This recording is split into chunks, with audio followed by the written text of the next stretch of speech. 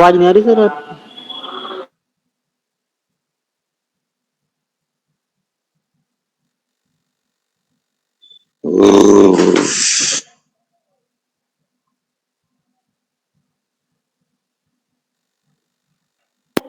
अब आ रही है?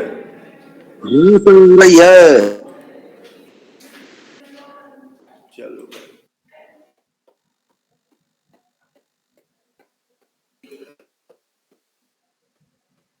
अरे अभी और ऐड होते हैं। ठीक है, हमने कल यही बात किया था कि देखो भाई, अगर पेरेंट क्लास का अगर मेथड जो है अगर वो स्टैटिक है तो चाइल्ड क्लास की भी मेथड कैसा होना चाहिए? स्टैटिक होना चाहिए।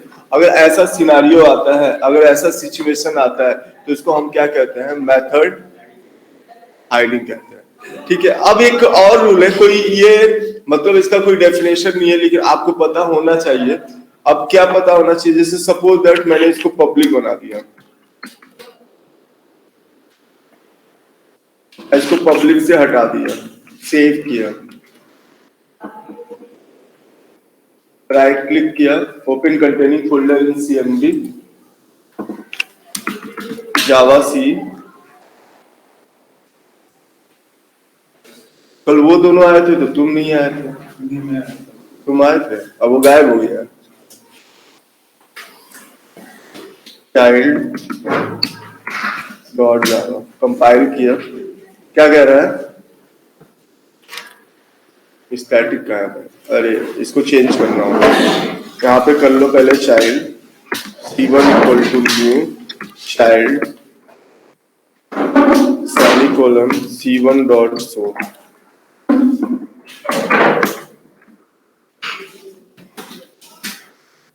कंपाइल करो, क्या आ रहा है? कह रहा है show method in child can not override in base void show attempting to assign weaker access privilege was public. मतलब अगर पेरेंट क्लास का मेथड पब्लिक है तो चाइल्ड क्लास का भी मेथड कैसा होना चाहिए? पब्लिक होना चाहिए। क्योंकि अगर पेरेंट क्लास का मेथड स्ट्रॉन्गर है तो चाइल्ड क्लास का भी मेथड कैसा होना चाहिए?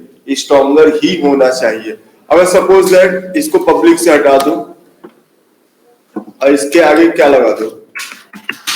पब्लिक लगा दो, सेव करो, कंपाइल करो, क्या कोई एरर आया?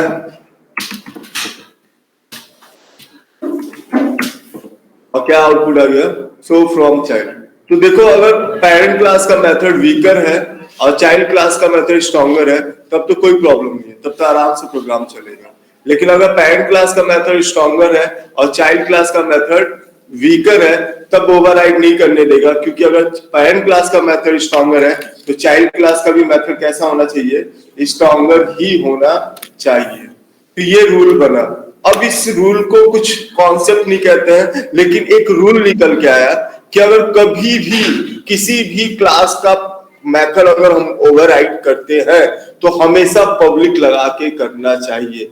भले ही वो पेरेंट क्लास का मेथड पब्लिक हो या ना हो, आप हमेशा और हमेशा क्या लगा के ओवरराइड करोगे? पब्लिक लगा के ओवरराइड करोगे। ठीक है, तो ये रूल बन गया, इसको लिख लो कि ये अलाउड है लेकिन पब्लिक टू नॉर्मल अलाउड नहीं है।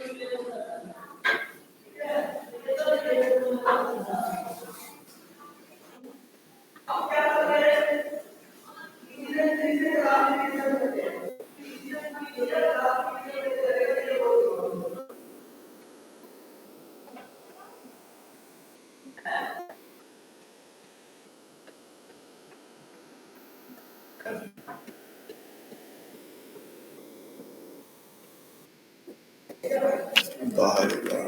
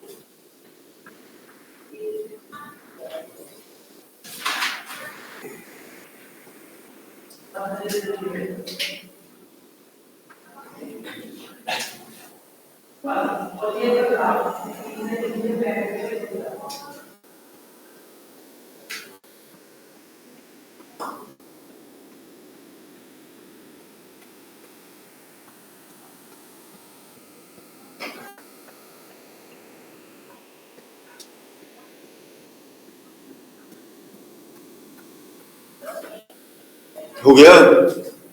अब हमने अभी तक उप्स के इनकैप्सुलेशन पढ़ा, पॉलीमॉर्फिज्म पढ़ा, इनहेरिटेंस पढ़ा, और इतने जितना तक अभी पढ़ा है, अब तक पढ़ने के बाद हमारे पास 5 गोल्डन रूल आया है।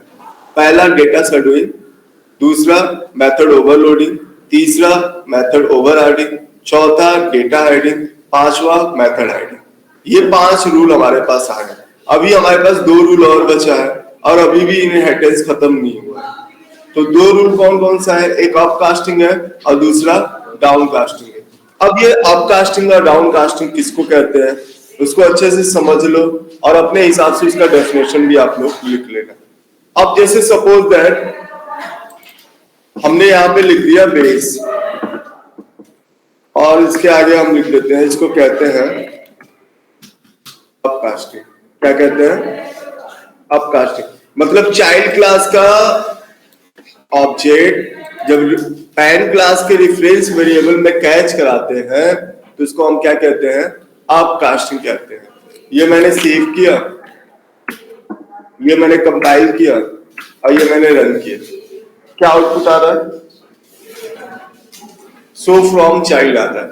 तो आपके माइंड में ये क्वेश्चन आना चाहिए कि सर एक बात बताओ, हम अब भाई साहब कौन सा टाइम है यार ज्वाइन करने का?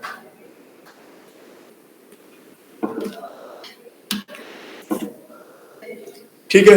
अब आपके दिमाग में क्वेश्चन आने चाहिए, सर एक बात बताओ, जब हमने अपकास्टिंग नहीं किया था, नॉर्मल प्रोग्राम चला रहे थे इनहेरिटेंस का, तब भी हमारा आउटपुट क्या आ रहा था? सो फ्रॉम चाइल्ड आ रहा था। लेकिन सर आपने जब अपकास्टिंग किया, चाइल्ड क्लास का ऑब्जेक्ट पैरेंट क्लास के रेफरेंस वेरिएबल में कैच करा दिया, तब भी जब आउटपुट आ रहा है तो सो फ्रॉम चाइल्ड आ रहा है। तो दोनों में डिफरेंस क्या हुआ? हमें क्या बेनिफिट हुआ?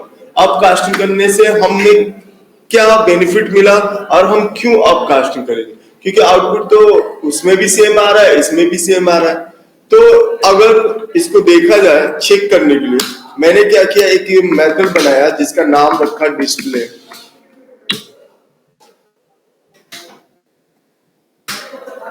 और हमने लिखा system.out.println, और इसके अंदर हमने लिखा डिस्प्ले फ्रॉम चाइल्ड।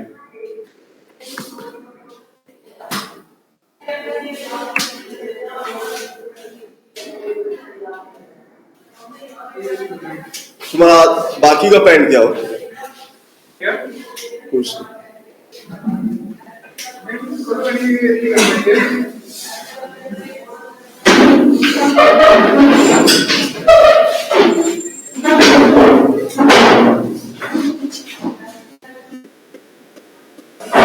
अब देखो मैंने क्या किया, एक डिस्प्ले नाम का मेथड बना लिया, और हमने यहां पे लिखा कि c1.display।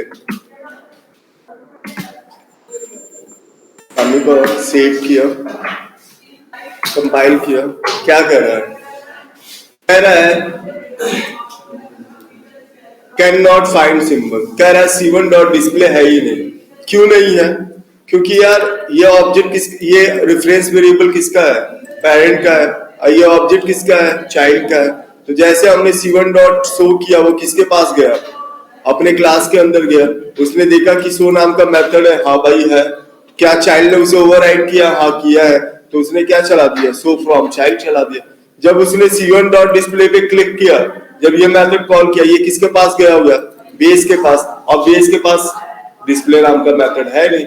जैसे ही उसको डिस्प्ले नाम का मेथड नहीं मिला, उसने कंसोल पे क्या फेंक दिया, कैन नॉट फाइंड सिंबल, भाई उसे डिस्प्ले नाम का मेथड नहीं मिल रहा है। मतलब अपकास्टिंग से हमें ये फायदा मिला कि अगर हम ये चाहते हैं कि हमारा क्लास कोई एक्सटेंड कर रहा है, हमें पिताजी बना रहा है, हमें पेरेंट बना रहा है, तो हमारे कुछ रूल और रेगुलेशन होंगे। मैं नहीं चाहता कि अगर मेरे क्लास में कोई एक्सटेंड कर रहा है तो अपना कोई पर्सनल मेथड चलाए। जितने मेरे पास मेथड है वही मेथड हमारा चाइल्ड क्लास चला सकता है। इसके अलावा हमारा उसका अपना कोई पर्सनल मेथड होगा तो वो नहीं चला सकता है। जैसे अमूल कंपनी जब डिस्ट्रीब्यूटर को देता होगा तो वो इंश्योर करता होगा कि यार ये अमूल का डिस्ट्रीब्यूटर है तो मदर डेयरी का डिस्ट्रीब्यूटर नहीं होना चाहिए। अगर ऐसा करना तो वो क्या करेगा, कॉन्ट्रैक्ट साइन करवाएगा। वैसा ही कुछ अगर आप अपने पेरेंट क्लास में कोई मेथड है और आप चाहते हो चाइल्ड क्लास केवल उसी मेथड को एक्सेस करे, चाइल्ड क्लास अपना कोई पर्सनल मेथड नहीं चलाए, तो उसके लिए आप क्या करते हैं, अपकास्टिंग करते हैं। समझ में आ गई बात? अब अपकास्टिंग तो हो गया, लेकिन आपकी नीड है कि सर इसको चलाएंगे कैसे हम, अगर हमें जरूरत पड़ेगी तो सिंपल सी बात है यार, हमें क्या करना पड़ेगा, हमें अपने चाइल्ड क्लास का एक ऑब्जेक्ट बनाना पड़ेगा नया,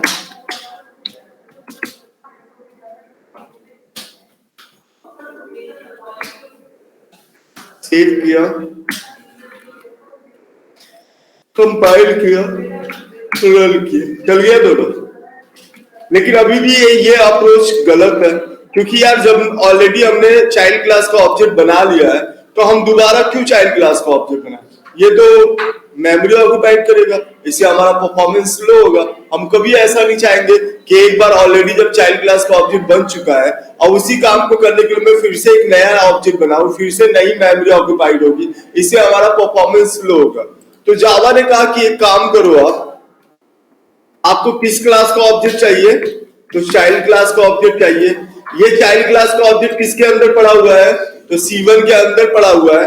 यहाँ पे C1 को लिख दो और C1 के अंदर से क्या निकाल लिया, चाइल्ड क्लास का ऑब्जेक्ट निकाल लिया और किसके अंदर डाल दिया, C2 के अंदर डाल दिया और सेव किया। उसके बाद बैन कंपाइल किया और फिर रन किया। क्या हमारा प्रोग्राम चल रहा है? बिल्कुल चल रहा है। इसका मतलब कि अगर आपने अपकास्टिंग कर रखा है तो डाउन कास्टिंग से किसी भी चाइल्ड क्लास का ऑब्जेक्ट क्या कर सकते हो, आप बाहर लेके आ सकते हो। तो अगर आपसे कोई पूछे कि अपकास्टिंग किसको कहते हैं, तो whenever the child class reference ID hold the parent class reference variable then this concept is known as upcasting. आपसे कोई पूछे डाउन कास्टिंग किसको कहते हैं, तो whenever the child reference id get back from the parent class reference variable then this concept is known as downcasting। मतलब अब हिंदी में समझ लो कि अगर पहला वाला कंडीशन या अपकास्टिंग, जब चाइल्ड क्लास का ऑब्जेक्ट पेरेंट क्लास के रेफरेंस वेरिएबल में होता है तो उसको हम अपकास्टिंग कहते हैं। जब पेरेंट क्लास के रेफरेंस वेरिएबल से चाइल्ड क्लास का रेफरेंस आईडी मतलब ऑब्जेक्ट निकाल कर लाते हैं तो उसको हम क्या कहते हैं, डाउनकास्टिंग कहते हैं। इसे नोट कर लो और डेफिनेशन अपने हिसाब से लिख लो।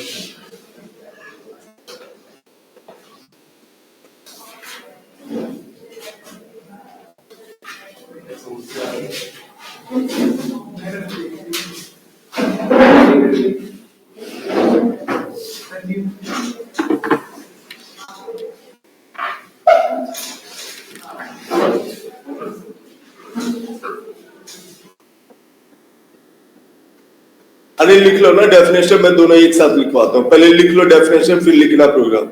हेडिंग डालो अपकास्टिंग, हेडिंग डालो अपकास्टिंग।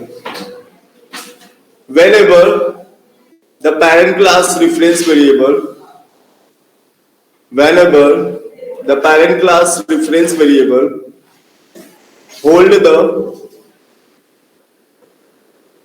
whenever the parent class reference variable hold the child class reference id hold the child class reference ID.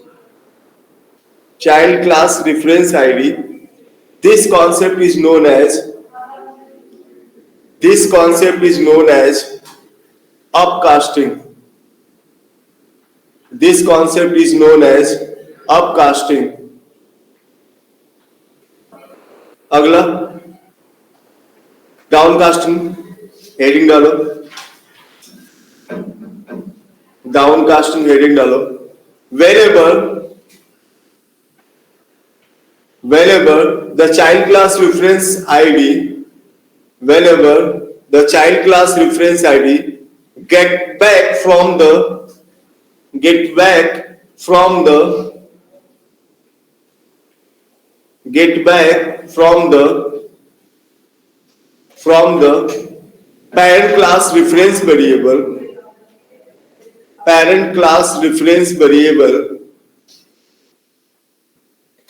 then this concept is known as is known as is known as डाउनकास्टिंग. और इस programme को कर लो.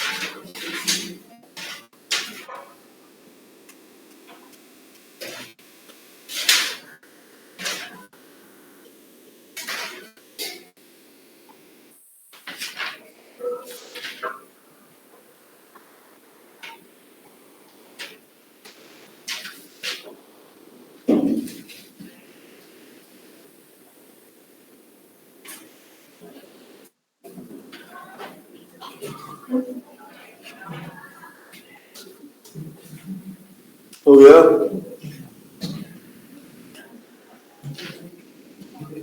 अगला heading डालो।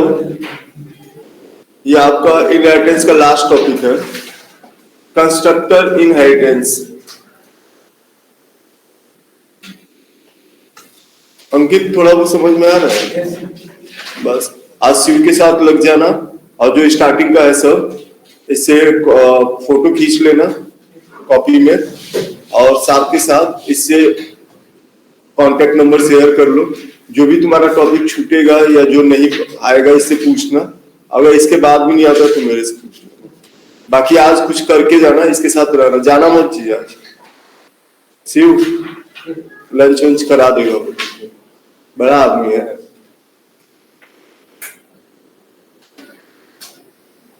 Sir हाँ sir, इसमें reference ID और reference variable कौन सा है सर, ये बता दो। रेफरेंस आईडी ये है और रेफरेंस वेरिएबल ये है। जो राइट हैंड साइड है वो रेफरेंस आईडी है, जो लेफ्ट हैंड साइड है वो रेफरेंस वेरिएबल है। डाल दिए हेडिंग कंस्ट्रक्टर इनहेरिटेंस का। अब देखो, एक हमने क्लास बनाया, क्लास का नाम रखा ए। इसके अंदर हमने एक कंस्ट्रक्टर बनाया,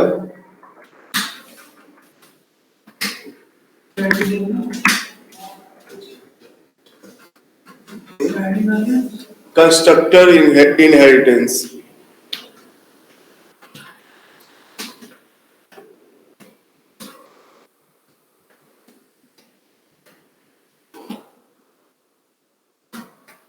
सेमीकोलन, इधर एक क्लास बी बनाया। क्लास बी किसको एक्सटेंड करेगा? क्लास ए को। इसके अंदर एक बी नाम का कंस्ट्रक्टर बनाया। इसके अंदर लिखा हमने system dot out dot print L.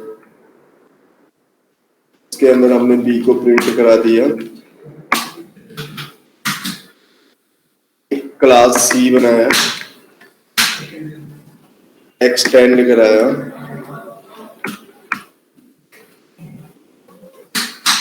इससे बी से इसके अंदर एक और कंस्ट्रक्टर बनाया,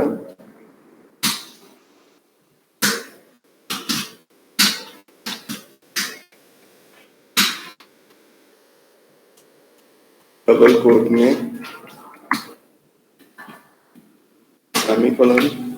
एक और पैरामीटराइज कंस्ट्रक्टर बना लेते हैं, और हमने लिखा इंट एक्स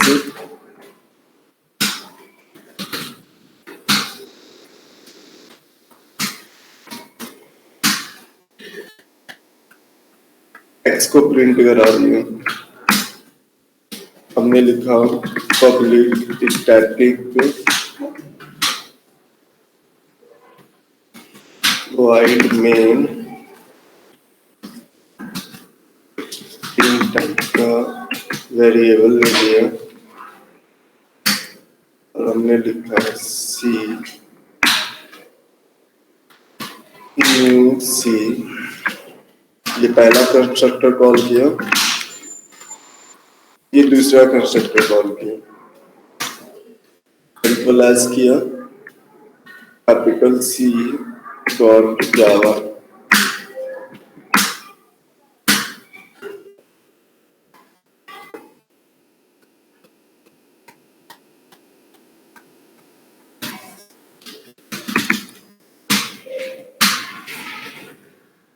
है, एक क्लास ए बनाया, इसके अंदर एक कंस्ट्रक्टर बनाया, एक क्लास बी बनाया, इसके अंदर भी एक कंस्ट्रक्टर बनाया, और क्लास बी को एक्सटेंड करा दिया ए से।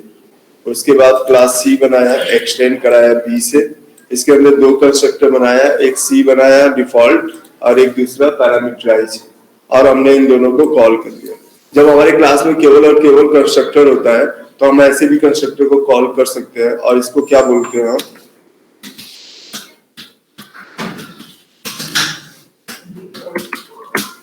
इसको हम एनोनिमस ऑब्जेक्ट बोलते हैं। ठीक है, ये हमने सेव किया, राइट क्लिक किया, open containing folder in CMD, ये हमने जावा सी लिखा, इसके बाद सी डॉट जावा कंपाइल किया,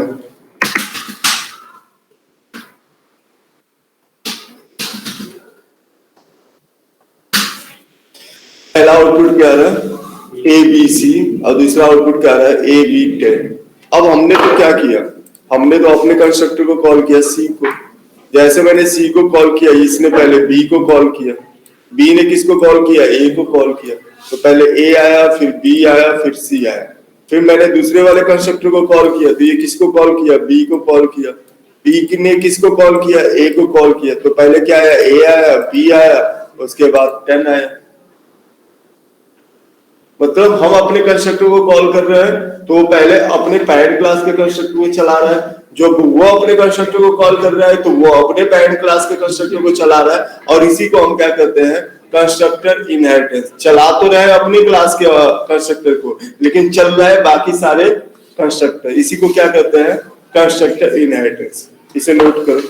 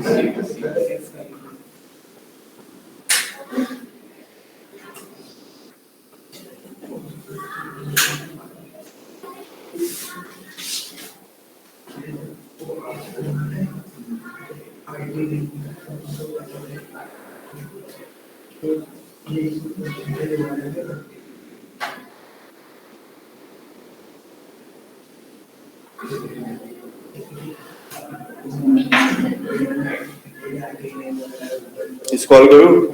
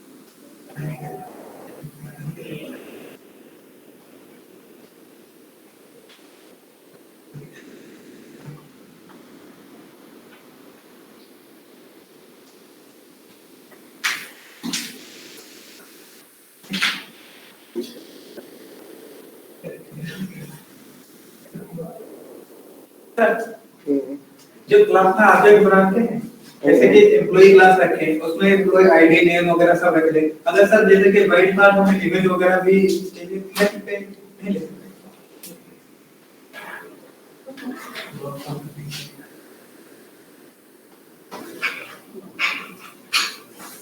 हो गया? अब सुनो,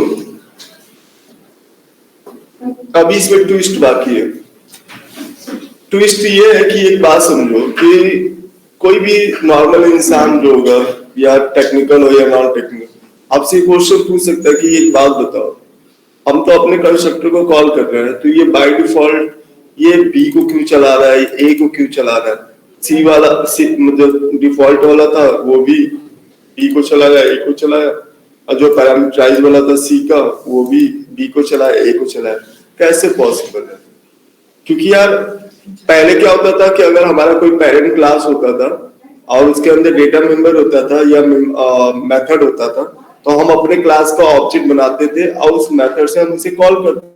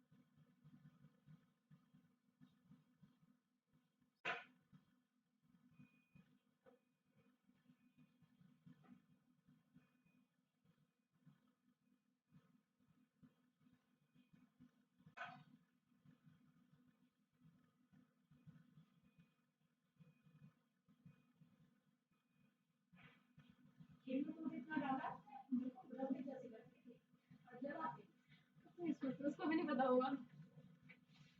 उसे भी टेस्ट करने के बाद पता लगा होगा ना, मंदिर में भेजने के बाद।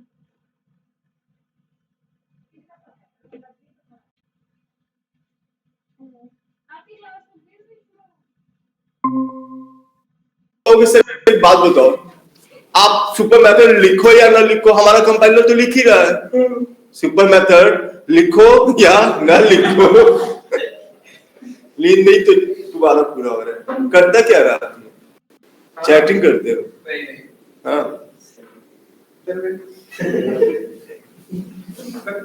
मुझे लगता है इसकी किसी के साथ सेटिंग होगी, पागल हो जाए वो बेचारी। जितना बोला देखने में उतना बोला है नहीं है।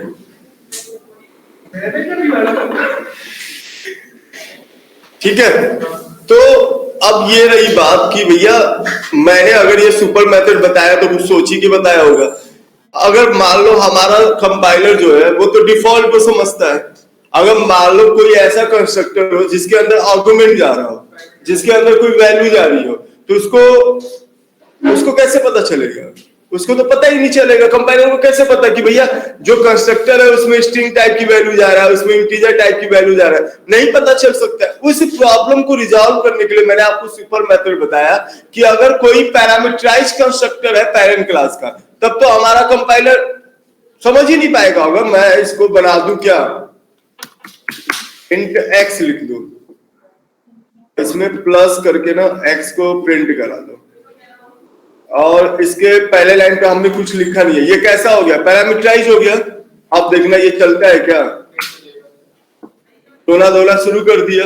अब इसको क्या चाहिए? पैरामीटराइज चाहिए, तो मैंने इसको 20 दे दिया और यहां से भी क्या दे दिया? 20 दे दिया। सेव किया, कंपाइल किया, रन किया, क्या आउटपुट आ गया? क्योंकि अब कैसा हो गया? वो पैरामीटराइज हो गया। तो ये जो मैंने बताया है वो किस रीजन से बताया? वो पैरामीटराइज कंस्ट्रक्टर हो और आपको पैरामीटराइज कंस्ट्रक्टर को अपने कंस्ट्रक्टर से कॉल करना हो, तो आपको सुपर मेथड में उस आर्गुमेंट को पास करना होगा, जिस टाइप का आर्गुमेंट हो, इंटीजर हो, बाइट हो, शॉर्ट हो, स्ट्रिंग हो, या किसी क्लास का ऑब्जेक्ट हो, जैसा होगा वैसा आर्गुमेंट हमें पास करना होगा। इसीलिए मैंने आपको ये सुपर मेथड बताया। नहीं तो हमारा कंपाइलर डिफॉल्ट वाले को तो समझ ही रहा है, लेकिन अगर पैरामीटराइज होगा तो उसको हमारा कंपाइलर समझ नहीं सकता है। अब वो क्या थ्रो करेगा? एरर थ्रो करेगा। किस टाइम में करेगा? तो कंपाइल टाइम में करेगा। इसलिए मैंने आपको बता दिया कि भैया जैसे दिस कीवर्ड होता है करेंट क्लास के ऑब्जेक्ट को रिप्रेजेंट करता है, दिस मेथड जो होता है वो करेंट क्लास के कंस्ट्रक्टर को रिप्रेजेंट करता है, उसी तरह सुपर कीवर्ड पैरेंट क्लास के ऑब्जेक्ट को रिप्रेजेंट करता है और सुपर मेथड पैरेंट क्लास के कंस्ट्रक्टर को रिप्रेजेंट करता है। लो भाई इसको भी नोट कर लो। और यहां पे हमारा खत्म होता है इनहेरिटेंस।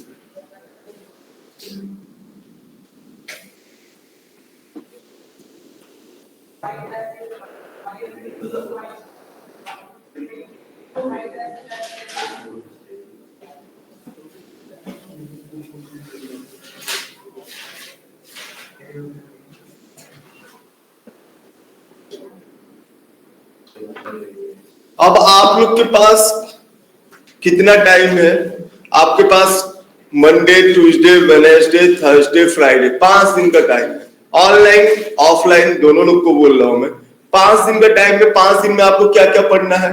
पैटर्न के कुछ प्रोग्राम करने हैं, जेवीएम का आर्किटेक्चर पढ़ लेना, फिर उसके बाद उप्स के जितने कॉन्सेप्ट बताए, class, this keyword, difference variable, difference ID, constructor, default constructor, parameterize constructor, और 7 golden rule, data shadowing, data hiding, method overloading, method overriding, upcasting, downcasting, constructor inheritance, constructor chaining, ये सारे के सारे चीजें जो मैंने अब तक आपको पढ़ाया है वो आप एक बार रिवीजन कर लेना। रिवीजन करने के बाद उसके सारे प्रोग्राम करके ग्रुप में स्क्रीनशॉट शेयर कर देना, ठीक है? तो ये 5 दिन का टाइम आप लोग के पास है। और जब नेक्स्ट टाइम हम लोग आएंगे तो हम स्टार्ट करेंगे एब्स्ट्रैक्शन, जिसमें हम पढ़ेंगे एब्स्ट्रैक्ट क्लास और इंटरफेस नेक्स्ट सैटरडे को, ठीक है? सर आज इसको इनकैप्सुलेशन बता देना तुम। सर हाँ सर डबल इक्वल और ट्रिपल इक्वल में डिफरेंस क्या है सर? ट्रिपल इक्वल तो हमारे जावा में यूज ही नहीं होता है।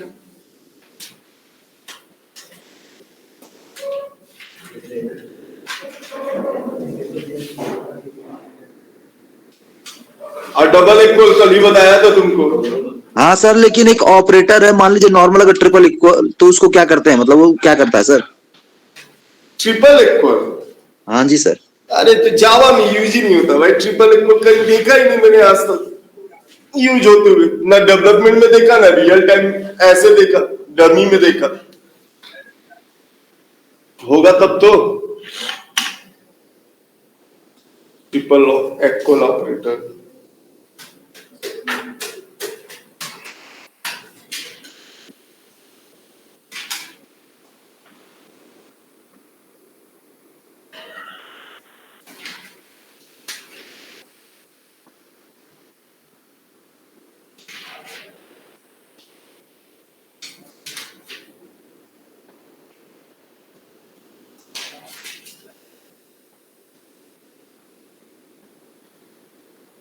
जावा स्क्रिप्ट में यूज होता है ये।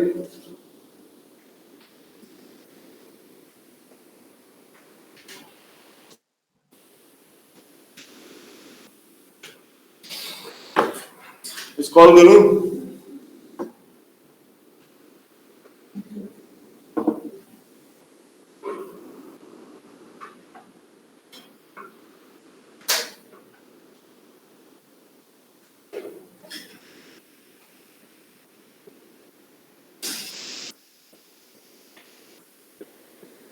अब जितना मैंने अभी बताया है और कल का और आज का लैपटॉप जितने लोग लाएंगे वो, और जो ऑनलाइन है वो सारे लोग इस करके प्रैक्टिस, इसका स्क्रीनशॉट शेयर करो ग्रुप में, इससे पहले कोई जाएगा नहीं।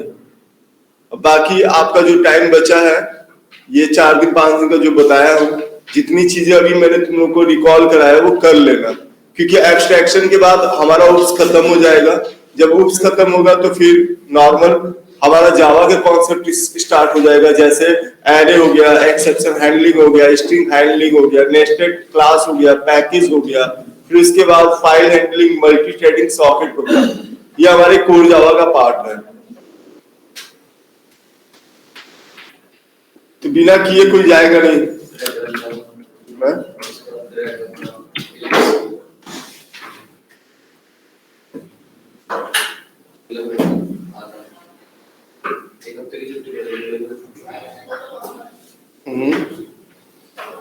कल देखो कितने बच्चे आते हैं 11 बजे वाले का, बहुत ही गायब हो गए।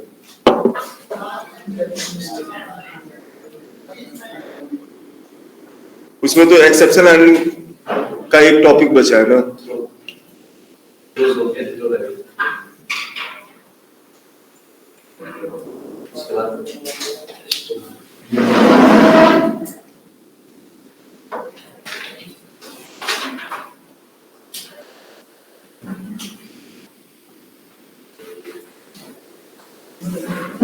एक को नींद ही नहीं आती है, तुम्हारा नींद ही नहीं पूरा होता है। ये भी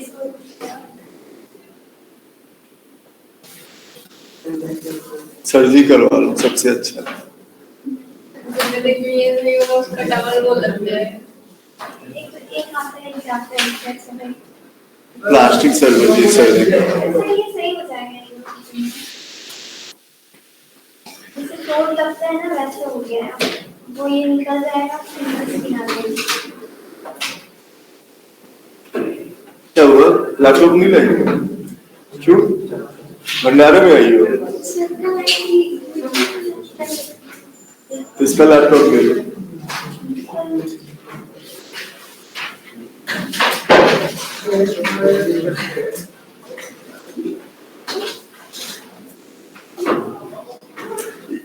ये पढ़ती वढ़ती नहीं है, इसको नहीं मतलब है।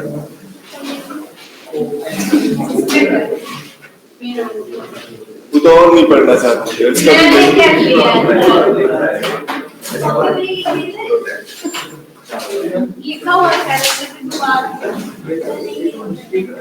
ऑनलाइन सारे लोग जितना बताया स्क्रीनशॉट शेयर करो। देख लो स्क्रीनशॉट शेयर के नाम पे 9 गायब हो गए। जा दो।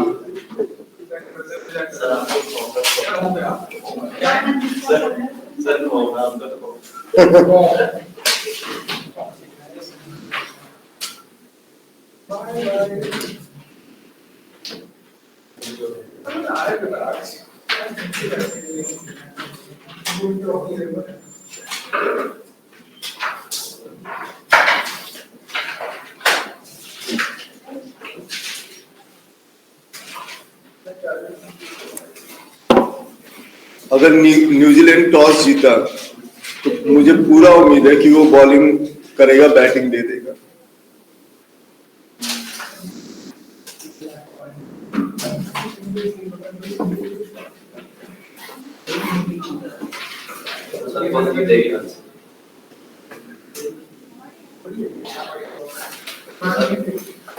न्यूजीलैंड जीत जाए तो सही है। वैसे भी 20 साल से हारा कहाँ है न्यूजीलैंड। ये तो कहो सेमीफाइनल में नहीं मिल रहा है, नहीं तो बाहर भी हो जाता।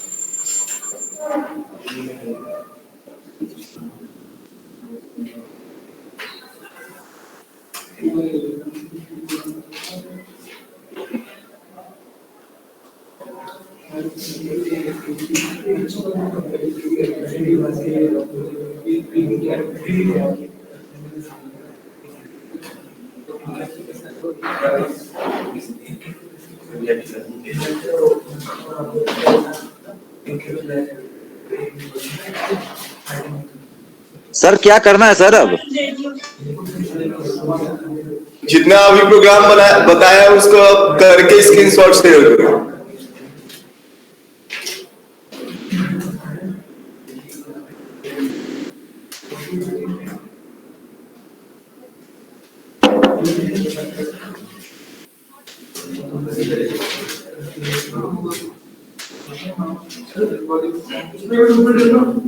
हाँ?